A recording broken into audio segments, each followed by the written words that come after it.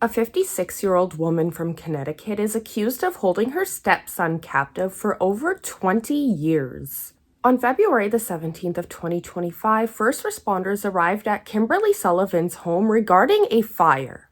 They found the now 32-year-old victim emaciated inside. The reported confinement began when he was just 11 years old. His father, who was wheelchair-bound, passed away in 2024.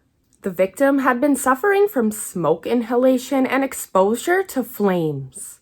During treatment, he informed medical staff that he had lit the fire on purpose using printer paper, hand sanitizer, and a lighter in order to escape the situation.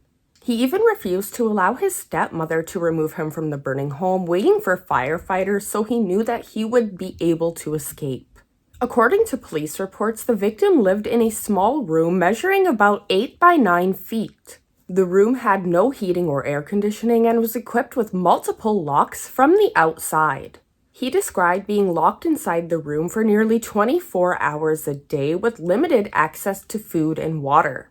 He weighed around 70 pounds when he was found. He recounted instances of drinking from the toilet due to extreme hunger and coming up with makeshift ways to dispose of bodily waste. Over time, his health deteriorated significantly. When rescued, the now 32-year-old exhibited signs of severe malnutrition and neglect. There were also 2 other stepsisters inside the home, and it is not known at this time what their involvement was. The biological mother has spoken out, stating that she has been desperately searching for her missing son for over 20 years. She had made the difficult decision to give up her rights to the biological father, thinking that her son was going to have a better life. Kimberly Sullivan has been charged with multiple offenses, including assault and kidnapping. She is putting all of the blame on the biological father, who is now deceased.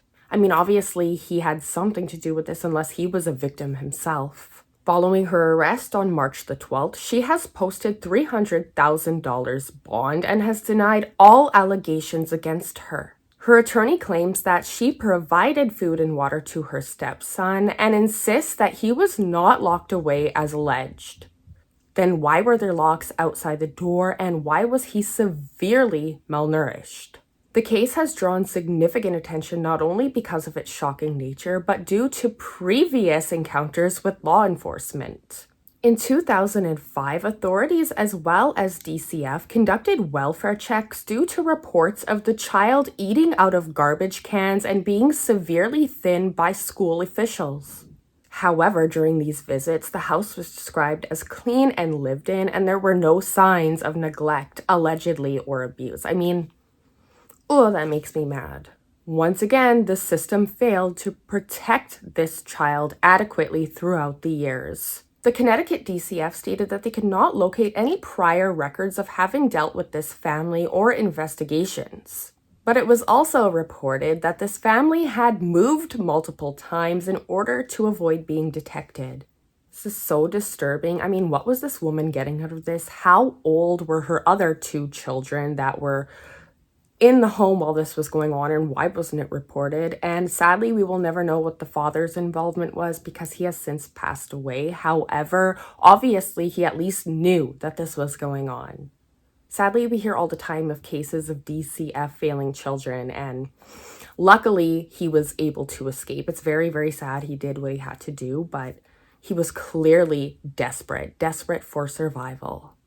I wish him recovery and healing. I know it's most likely going to be a long journey as his body gets used to dealing with calories and processing food again, but let's all pray for him, you guys. But as always, I want to hear all of your thoughts and opinions down in the comments below. What do you guys think of this case? You know, I always love to hear everything you have to say. Thank you guys so much for clicking on this video today. If you are new here and you do enjoy this type of content, don't forget to subscribe and hit that notification bell so you don't miss videos and updates on this case. And if you did like this video, don't forget to hit that thumbs up, as it is a free way to support the channel. I hope you guys take care of yourselves, and we'll see you in my next video.